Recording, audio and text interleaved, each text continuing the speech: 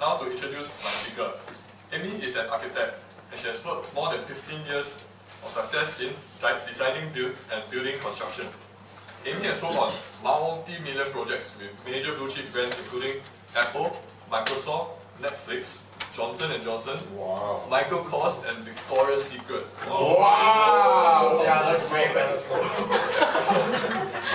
She has worked together and taught her team 1. How to improve and gain understanding. 2. How to deal with conflicts. That's very important. And 3. How to change the way we look. The problem today is that many people are not effective, even though we are putting in tremendous effort. I think that's why most of us are here. Effective. The reasons why this happens is we do not prioritize our activities correctly. We are not able to work effectively with others, and we are not aware of what changes we have to make to accomplish these things. So the difference between those who succeed and those who fail does not depend on how clever he is, whether he has a degree, or what job he does. The difference between those who succeed and those who fail is in their habits. So the topic for this speech is 7 habits of highly successful people. The time allotted for this speech is 7 minutes. 5 minutes you get the green card, 6 minutes yellow, and finally 7 minutes the red. So let's welcome Amy.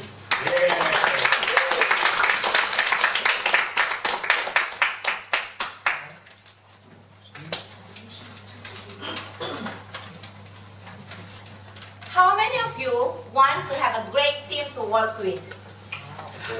Thank you. How many of you wants to effectively communicate with others? Thank you. Tonight, I will be talking about the 7 habits of highly successful people, which is authored by Stephen Covey. How many of you know Stephen Covey? Thank you. Yes.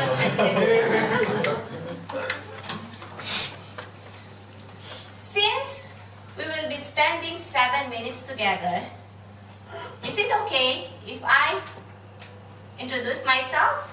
Sure. Telephone number? Yes. And also.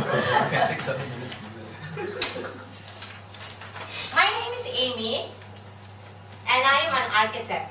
And for the last 15 years, I have worked with multi-international companies, developing and designing in retails, offices, trading workplaces, and hotels, helping them to achieve excellent service and outstanding quality of works. How many of you would like that? Yeah, I like it. Thank you.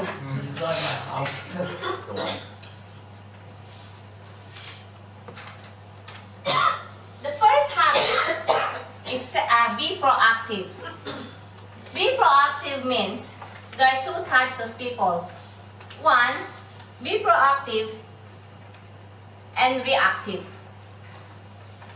Proactive means focusing on problem solving and not on people, and thinking about the solutions. The second one is reactive. Reactive means that you are reacting to the external circumstances that surrounds you. The second habit, the first habit is first we have the circle of concern and the circle of influence. When you are reactive, your circle of influence decreases because people don't want to communicate with you. But when you are proactive, your circle of influence increases because everybody would like to have business with you and would like to be friends with you and have a relationship with you. Second habit is begin with the end in mind.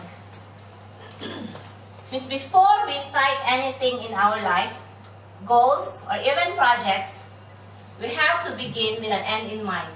What is the outcome?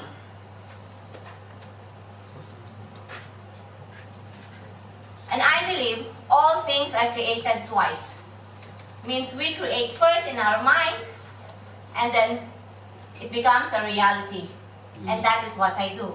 Wow. And I think also, Agree. Wow. yes.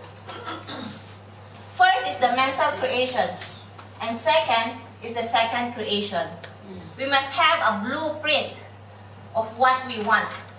What is the completed product, and what is the end result.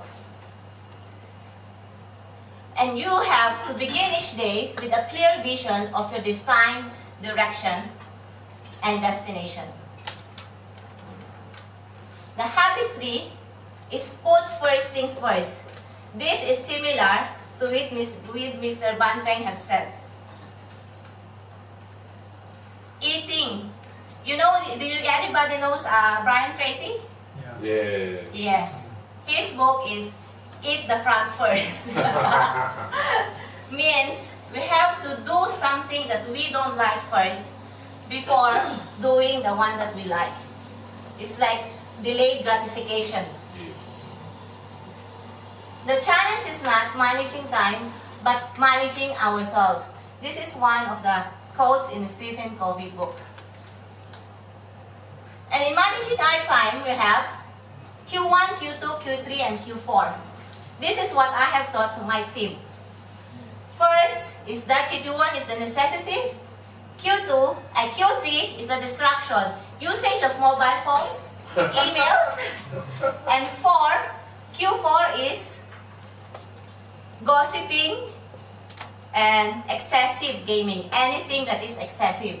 Yes. Q2 is the effectiveness, planning, and like in the other habit is begin with the end in mind. Habit 4 is think win-win. In every relationship that we have, or every dealings or business dealings that we have to think win-win, in a win-win situation. That means both of the party wins. Not I win, you lose, or you lose, or I win. Habit 5 is seek first to understand, then be understood. Think how the other person feels, or put yourself in the other person's positions. Then you will begin to understand what the others, or your colleagues, or your friends, or your family's situation. And habit 6 is synergize. Synergize. Sorry. Habit 6 means how do you connect, or how do you communicate with others?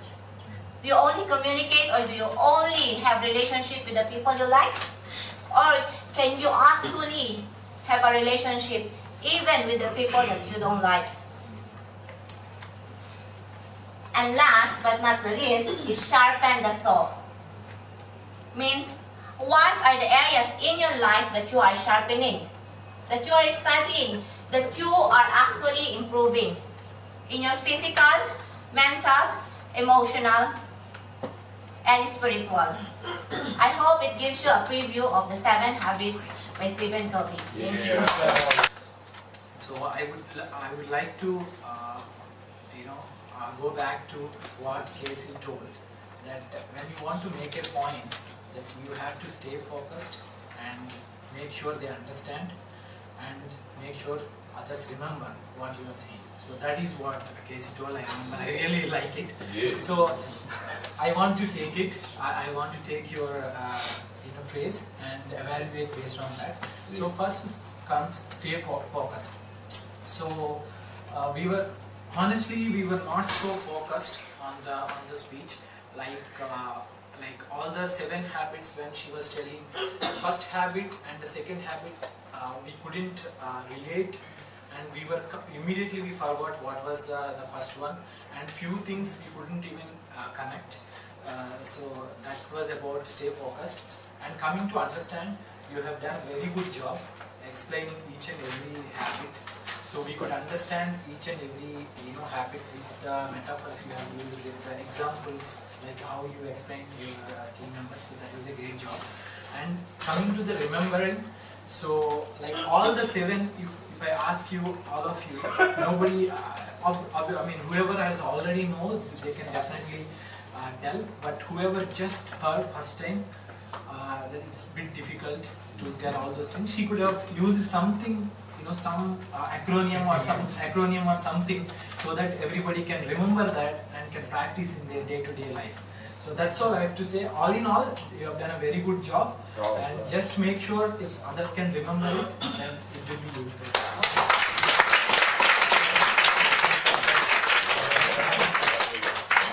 Thank you very much, Ram. Not bad for first timer, wouldn't you agree? Yes, very good. Very good. Alright, so does anybody else want to volunteer before I go to the others, to the next speaker?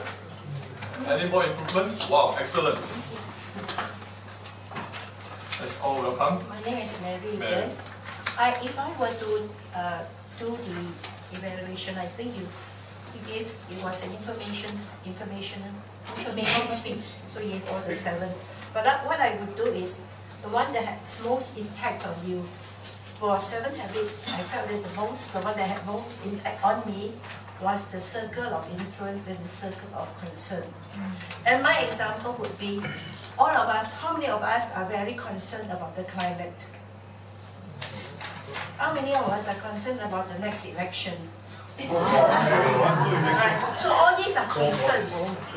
A concern would be, we are interested, but we have no area of impact. But the area of influence would be where you can make an influence. Like right now, Ban Peng is in the area of influence. We are now in the area of influence where we can make an impact. So the main thing is to focus our energy on our area of influence rather than the area of concern. So I'm not going to fight about the climate or go and rah and go on this Sunday to walk with Tan Ching Bok. I will just concentrate on my area of influence, which is at my Toastmasters club. Wow.